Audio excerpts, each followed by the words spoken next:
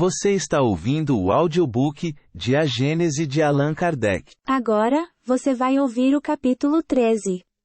Características dos milagres. Os milagres no sentido teológico. Item 1. Na sua acepção etimológica, a palavra milagre, de mirari, admirar, significa admirável, coisa extraordinária, surpreendente. A Academia a definiu assim: um ato do poder divino contrário às leis conhecidas da natureza. Na acepção usual, essa palavra perdeu, como tantas outras, a significação primitiva. De geral que era, tornou-se de acepção restrita. No entender das massas, um milagre implica a ideia de um fato extranatural. No sentido teológico, é uma derrogação das leis da natureza, por meio da qual Deus manifesta o seu poder. Tal é, com efeito, a sua acepção vulgar, que se tornou o sentido próprio, de modo que só por comparação e por metáfora se aplica às circunstâncias ordinárias da vida. Uma das características dos milagres propriamente ditos é o fato de ser inexplicável, realizando-se por isso mesmo, com exclusão das leis naturais. E tanto essa é a ideia que se lhe associa que, se um fato miraculoso vem encontrar explicação, se diz que já não constitui milagre, por mais surpreendente que seja. O que, para a Igreja, confere valor aos milagres, é justamente a origem sobrenatural deles, e a impossibilidade de serem explicados. Firmou-se tão bem sobre esse ponto que toda a assimilação dos milagres aos fenômenos da natureza constitui para ela uma heresia, um atentado contra a fé, tanto assim que excomungou e até queimou muita gente por não ter querido crer em certos milagres. Outro caráter do milagre é o fato de ser insólito, isolado, excepcional.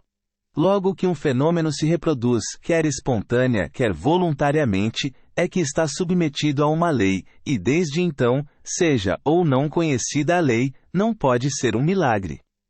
Os milagres no sentido teológico. Item 2. Aos olhos dos ignorantes, a ciência faz milagres todos os dias. Se um homem realmente morto for chamado à vida por intervenção divina, haverá verdadeiro milagre, por ser esse um fato contrário às leis da natureza. Mas, se em tal homem houver apenas aparência de morte, se lhe restar uma vitalidade latente e a ciência, ou uma ação magnética qualquer, conseguir reanimá-lo, para as pessoas esclarecidas ter-se-á dado um fenômeno natural, mas para o vulgo ignorante, o fato passará por miraculoso. Lance um físico, do meio de certas campinas, um papagaio elétrico e faça que o raio caia sobre uma árvore, e certamente esse novo Prometeu será tido por armado de diabólico poder. Se porém Josué houvesse detido o movimento do Sol ou antes da Terra, aí sim, teríamos verdadeiro milagre, visto não existir nenhum magnetizador dotado de poder suficiente para operar semelhante prodígio. Os séculos de ignorância foram fecundos em milagres, porque se considerava sobrenatural tudo aquilo cuja causa não se conhecia. À medida que a ciência revelou novas leis, o círculo do maravilhoso se foi restringindo. Mas como a ciência ainda não havia explorado todo o campo da natureza, larga parte dele ficou reservada para o maravilhoso. Os milagres no sentido teológico. Item 3.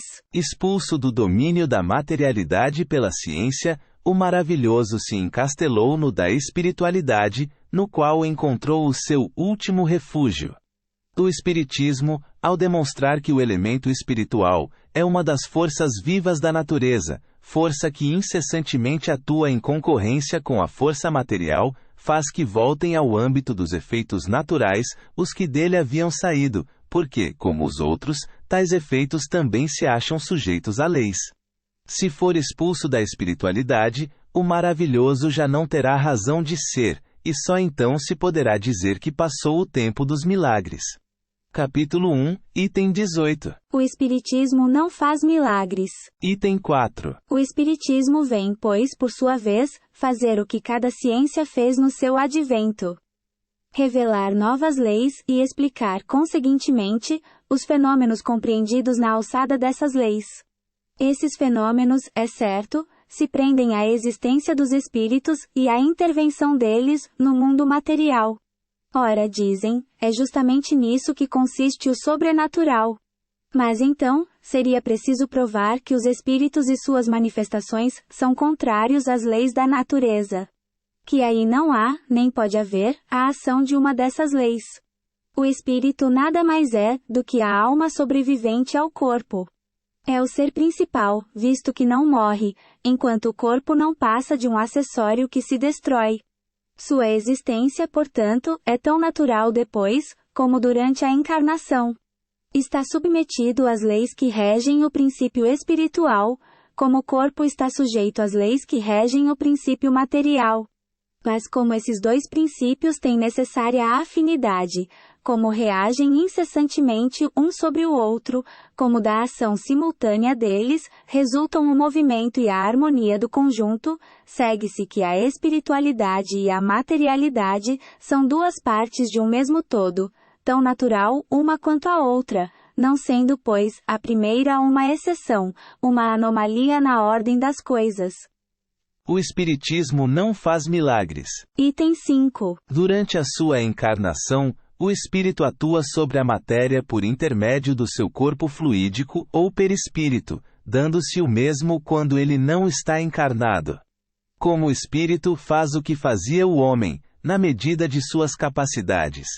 Apenas, por já não ter o corpo carnal para instrumento, serve-se, quando necessário, dos órgãos materiais de um encarnado, que vem a ser o que se chama médium. Procede então como alguém que, não podendo escrever por si mesmo, se vale de um secretário, ou que, não sabendo uma língua, recorre a um intérprete. O secretário e o intérprete são os médiuns do encarnado, do mesmo modo que o médium é o secretário ou o intérprete de um espírito. O Espiritismo não faz milagres. Item 6. Já não sendo o mesmo no estado de encarnação, o meio em que os espíritos atuam, e os modos por que atuam, os efeitos também são diferentes. Tais efeitos só parecem sobrenaturais porque se produzem, com o auxílio de agentes que não são os de que nos servimos. Desde, porém, que esses agentes estão na natureza, e as manifestações se dão em virtude de certas leis, nada há de sobrenatural ou de maravilhoso. Antes de se conhecerem as propriedades da eletricidade, os fenômenos elétricos passavam por prodígios aos olhos de certa gente. A partir do momento em que se conheceu a causa, desapareceu o maravilhoso. Dá-se o mesmo com os fenômenos espíritas, que não saem mais das leis naturais, do que os fenômenos elétricos, acústicos, luminosos, e outros, que serviram de fundamento a uma imensidão de crenças supersticiosas. O Espiritismo não faz milagres. Item 7. Entretanto, dir-se-á, admitis que um espírito pode levantar uma mesa e mantê-la no espaço sem ponto de apoio. Não é isso uma derrogação da lei da gravidade? Sim, da lei conhecida. Conhecem-se, porém, todas as leis. Antes que se houvesse experimentado a força ascensional de certos gases, quem diria que uma pesada máquina, transportando vários homens, pudesse triunfar da força de atração? Aos olhos do vulgo, isso não pareceria maravilhoso, diabólico. Aquele que, há um século, tivesse proposto a transmitir um telegrama a 500 léguas, e receber a resposta dentro de alguns minutos, teria passado por louco. Se o fizesse, teriam acreditado estar o diabo às suas ordens, porque então só o diabo era capaz de andar tão depressa. Hoje, no entanto, não só se reconhece possível o fato, como ele parece muito natural. Por que, pois, um fluido desconhecido não teria a propriedade de contrabalançar, em dadas circunstâncias, o efeito da gravidade, como o hidrogênio contrabalança o peso do balão? É, com efeito, o que ocorre no caso de que se trata. O Livro dos Médiuns, segunda parte, capítulo 4. O Espiritismo não faz milagres. Item 8. Estando na natureza, os fenômenos espíritas se hão produzido em todos os tempos. Mas precisamente porque seu estudo não podia ser feito pelos meios materiais, de que dispõe a ciência vulgar, permaneceram muito mais tempo do que outros no domínio do sobrenatural, de onde o Espiritismo agora os retira. Baseado em aparências inexplicáveis, o sobrenatural deixa livre curso à imaginação, que, a vagar pelo desconhecido, gera as crenças supersticiosas. Uma explicação racional, fundada nas leis da natureza, reconduzindo o homem ao terreno da realidade, fixa um ponto de parada aos transviamentos da imaginação e destrói as superstições. Longe de ampliar o domínio do sobrenatural, o espiritismo o restringe até aos seus extremos limites e lhe derruba o último refúgio. Se é certo que ele faz crer na possibilidade de alguns fatos, não menos certo é que, por outro lado, impede a crença em muitos outros, porque demonstra, no campo da espiritualidade, a exemplo da ciência no âmbito da materialidade, o que é possível e o que não o é. Todavia, como não alimenta a pretensão de haver dito a última palavra, seja sobre o que for, nem mesmo sobre o que é da sua competência, ele não se apresenta como absoluto regulador do possível e deixa de lado os conhecimentos reservados ao futuro. O espiritismo não faz milagres. Item 9. Os fenômenos espíritas consistem nos diferentes modos de manifestação da alma ou espírito, seja durante a encarnação, seja no estado de erraticidade. É pelas manifestações que produz que a alma revela sua existência, sua sobrevivência e sua individualidade. Julga-se dela pelos seus efeitos. Sendo natural a causa, o efeito também o é. São esses efeitos que constituem objeto especial das pesquisas e do estudo do espiritismo, a fim de chegar-se a um conhecimento tão completo quanto possível da natureza e dos atributos da alma, como das leis que regem o princípio espiritual. O espiritismo não faz milagres. Item 10. Para os que negam a existência do princípio espiritual independente, e por conseguinte, negam a existência da alma individual e sobrevivente, a natureza toda está na matéria tangível. Todos os fenômenos que se referem à espiritualidade são para esses negadores, sobrenaturais, e portanto quiméricos. Não admitindo a causa, não podem admitir os efeitos, e quando estes são patentes, eles os atribuem à imaginação, à ilusão, à alucinação, e se negam a aprofundá-los. Daí a opinião preconcebida que os torna inaptos a apreciar judiciosamente o espiritismo, porque partem do princípio da negação de tudo que não seja material. O espiritismo não faz milagres. Item 11. Embora o espiritismo admita os efeitos, que são a consequência da existência da alma, não se segue que admita todos os efeitos qualificados de maravilhosos, e que se propõe a justificá-los e dar-lhes crédito. Que se faça campeão de todos os devaneios, de todas as utopias, de todas as excentricidades sistemáticas, de todas as lendas miraculosas. Seria preciso conhecê-lo muito pouco para pensar assim. Seus adversários julgam opor-lhe um argumento sem réplica, quando depois de terem feito eruditas pesquisas sobre os convulsionários de St. Médard, sobre os calvinistas das Cevenas, ou sobre os religiosos de Loudun, chegaram a descobrir fatos patentes de embuste, que ninguém contesta. Mas essas histórias serão, porventura, o evangelho do espiritismo? Seus adeptos já terão negado que o charlatanismo haja explorado em proveito próprio alguns fatos. Que a imaginação os tenha criado. Que o fanatismo os haja exagerado muitíssimo. Ele não é mais solidário com as extravagâncias que se cometam em seu nome, do que a ciência com os abusos da ignorância, e a verdadeira religião com os abusos do fanatismo. Muitos críticos julgam o espiritismo pelos contos de fadas e pelas lendas populares, ficções daqueles contos. O mesmo seria julgar a história pelos romances históricos e pelas tragédias. O espiritismo não faz milagres. Item 12. Na maior parte das vezes, os fenômenos espíritas são espontâneos e se produzem sem nenhuma ideia preconcebida da parte das pessoas com que eles se dão, e que, em regra, são as que neles menos pensam. Existem alguns que, em certas circunstâncias, podem ser provocados pelos agentes denominados médiums. No primeiro caso, o médium é inconsciente do que se produz por seu intermédio. No segundo, age com conhecimento de causa, de que resulta a classificação de médiuns conscientes e médiuns inconscientes. Estes últimos são os mais numerosos e se encontram com frequência entre os mais obstinados incrédulos, que assim, praticam o espiritismo sem o saberem, nem quererem. Por isso mesmo, os fenômenos espontâneos têm capital importância, visto não se poder suspeitar da boa-fé dos que os obtêm. Dá-se aqui o que se dá com o sonambulismo que, em certos indivíduos, é natural e involuntário, enquanto em outros, é provocado pela ação magnética. Quer esses fenômenos resultem ou não de um ato da vontade, a causa primeira é exatamente a mesma e em nada se afasta das leis naturais. Os médiuns, portanto, não produzem coisa alguma de sobrenatural. Por conseguinte, não fazem nenhum milagre.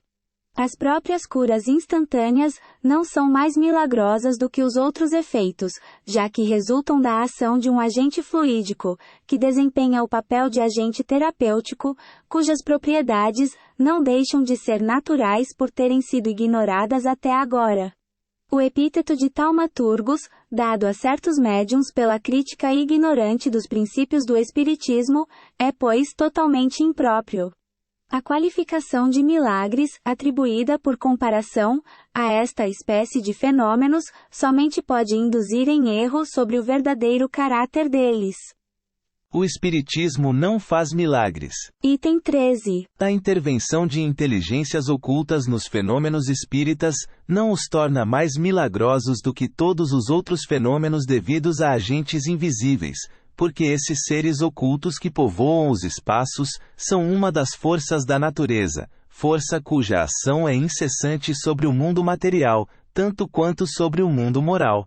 Esclarecendo-nos acerca dessa força, o Espiritismo nos dá a solução de uma imensidade de coisas inexplicadas e inexplicáveis por qualquer outro meio, e que, em tempos recuados, passaram por prodígios.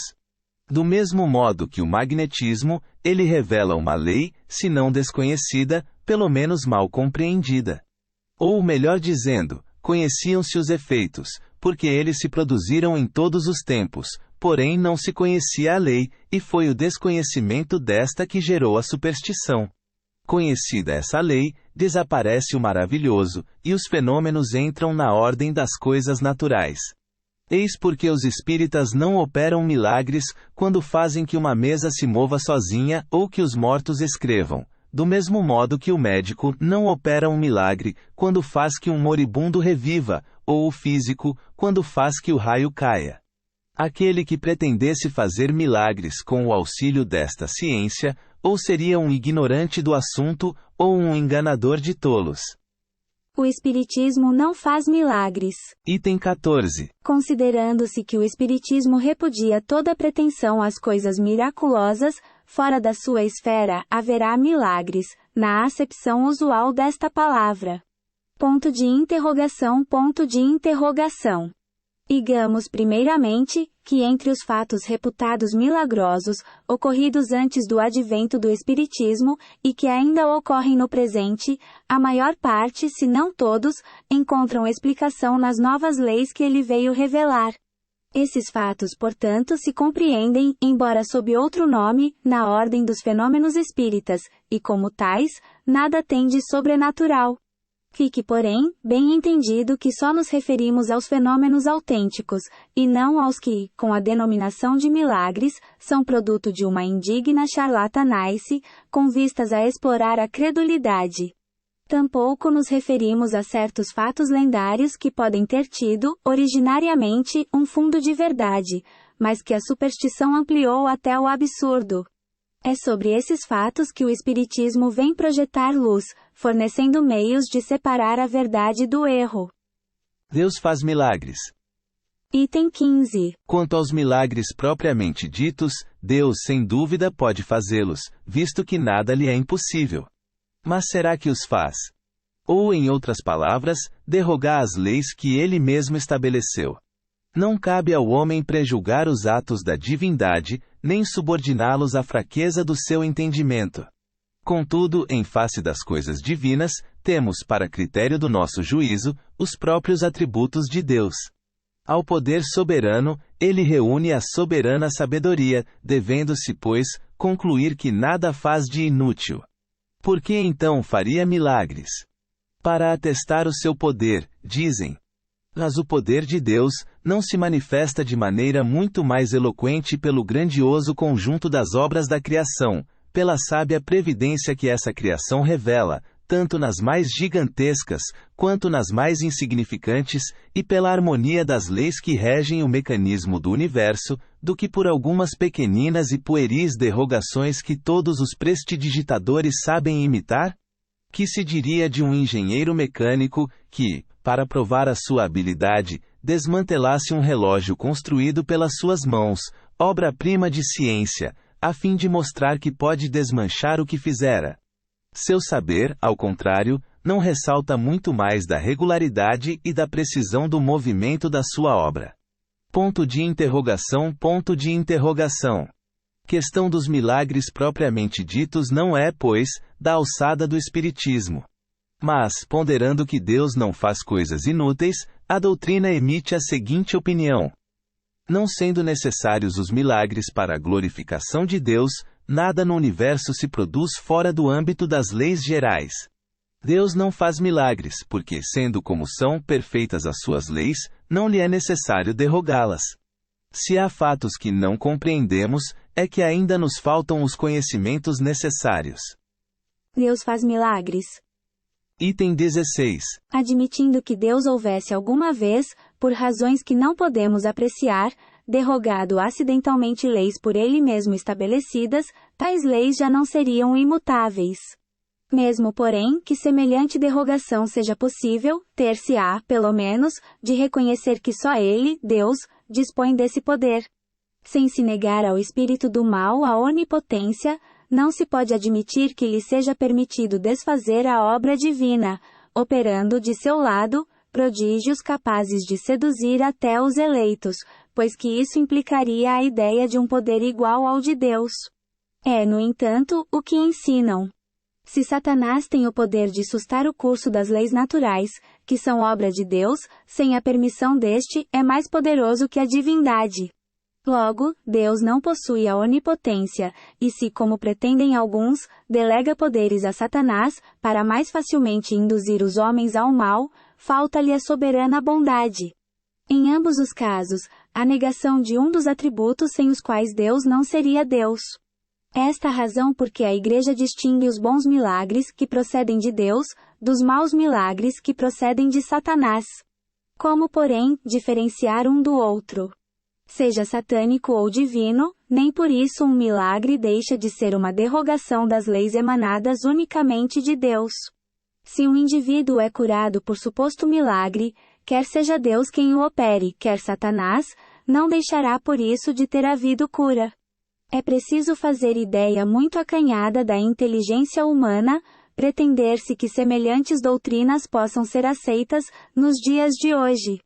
Reconhecida a possibilidade de alguns fatos considerados miraculosos, deve-se concluir, que seja qual for a origem que se lhes atribua, eles são efeitos naturais de que se podem utilizar espíritos encarnados ou desencarnados, como de tudo, como da própria inteligência, e dos conhecimentos científicos de que disponham para o bem ou para o mal, conforme neles predominem a bondade ou a perversidade.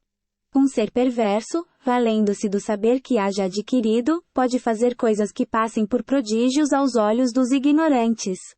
Mas quando tais efeitos dão em resultado um bem qualquer, seria ilógico atribuir-lhes uma origem diabólica. Deus faz milagres. Item 17. Mas dizem, a religião se apoia em fatos que não são explicados nem explicáveis. Inexplicados talvez. Inexplicáveis é outra questão. Que sabe o homem das descobertas e dos conhecimentos que o futuro lhe reserva? Sem falar do milagre da criação, o maior de todos sem contestação possível, já pertencente ao domínio da lei universal, não vemos reproduzirem-se hoje, sob o império do magnetismo, do sonambulismo, do espiritismo, os êxtases, as visões, as aparições, as percepções à distância, as curas instantâneas, as suspensões de mesas, as comunicações orais, e outras com os seres do mundo invisível, fenômenos conhecidos desde tempos imemoriais, tidos outrora por maravilhosos, e que presentemente se demonstra pertencerem à ordem das coisas naturais, de acordo com a lei constitutiva dos seres? Os livros sagrados estão cheios de fatos desse gênero, qualificados de sobrenaturais. Como, porém, se encontram fatos análogos, e até mais maravilhosos ainda em todas as religiões pagãs da antiguidade, se a veracidade de uma religião dependesse do número e da natureza de tais fatos, não se saberia dizer qual a que devesse prevalecer. O sobrenatural e as religiões. Item 18. Pretender-se que o sobrenatural é o fundamento indispensável de toda religião, que é a pedra angular do edifício cristão, é sustentar perigosa tese. Assentar as verdades do cristianismo sobre a base exclusiva do maravilhoso, é dar-lhe fraco alicerce, cujas pedras facilmente se soltam com o passar dos dias. Essa tese, de que se constituíram defensores eminentes teólogos, leva direto à conclusão de que, em dado tempo, já não haverá religião possível, nem mesmo a cristã, desde que se chegue a demonstrar que é natural o que se considera sobrenatural, visto que por mais que se acumulem argumentos, não se conseguirá sustentar a crença de que um fato é miraculoso depois de se haver provado que não o é. Ora, a prova de que um fato não é uma exceção nas leis naturais, é quando pode ser explicado por essas mesmas leis, e que, podendo reproduzir-se por intermédio de um indivíduo qualquer, deixa de ser privilégio dos santos. Não é do sobrenatural que necessitam as religiões, mas do princípio espiritual, que elas confundem erradamente com o maravilhoso, e sem o qual não há religião possível. O Espiritismo considera a religião cristã de um ponto de vista mais elevado. Dá-lhe uma base mais sólida do que a dos milagres. As leis imutáveis de Deus, que regem tanto o princípio espiritual como o princípio material. Essa base desafia o tempo e a ciência, porque o tempo e a ciência virão sancioná-la. Deus não se torna menos digno da nossa admiração, do nosso reconhecimento, do nosso respeito, por não haver derrogado suas leis, grandiosas, sobretudo, pela imutabilidade que as caracteriza. Não há necessidade do sobrenatural, para que se preste a Deus o culto que lhe é devido. A natureza não é de si mesma tão imponente, a ponto de dispensar o que quer que seja para provar o poder divino. A religião encontraria menos incrédulos, se em todos os pontos, fosse sancionada pela razão. O Espiritismo nada tem que perder com semelhante sanção. Ao contrário, só pode ganhar. Se alguma coisa o tem prejudicado na opinião de muitas pessoas, foi precisamente o abuso do maravilhoso e do sobrenatural.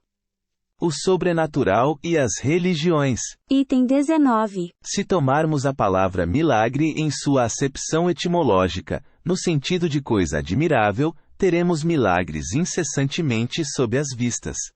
Aspiramo-los no ar e os calcamos com os pés, porque tudo é milagre na natureza. Querem dar ao povo, aos ignorantes, aos pobres de espírito uma ideia do poder de Deus. Mostrem-no na sabedoria infinita que preside a tudo, no admirável organismo de tudo o que vive, na frutificação das plantas, na apropriação de todas as partes de cada ser às suas necessidades, de acordo com o meio onde ele é posto a viver. Mostrem-lhes a ação de Deus na vergôntia de um arbusto, na flor que desabrocha, no sol que tudo vivifica. Mostrem-lhes a sua bondade na solicitude que dispensa a todas as criaturas, por mais ínfimas que sejam, a sua previdência, na razão de ser de todas as coisas, entre as quais nenhuma é inútil, no bem que sempre decorre de um mal aparente e temporário. Façam-lhes compreender principalmente que o mal real é obra do homem, e não de Deus. Não procurem amedrontá-los com o quadro das penas eternas, em que acabam não mais crendo, e que os levam a duvidar da bondade de Deus. Antes, deem-lhes coragem, mediante a certeza de poderem um dia redimir-se e reparar o mal que hajam praticado. Apontem-lhes as descobertas da ciência como revelações das leis divinas, e não como obras de Satanás.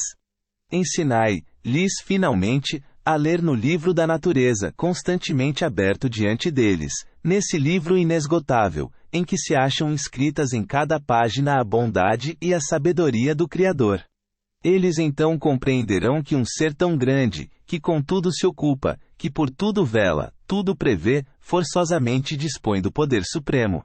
O lavrador o verá ao arar o seu campo, e o desventurado, nas suas aflições, o bendirá dizendo: se sou infeliz, é por minha culpa.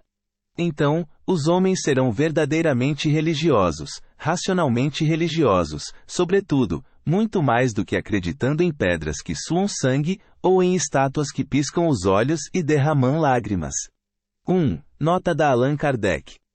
O Livro dos Médiuns, segunda parte, capítulo 5. Revista Espírita, Exemplos. Agosto e dezembro de 1865.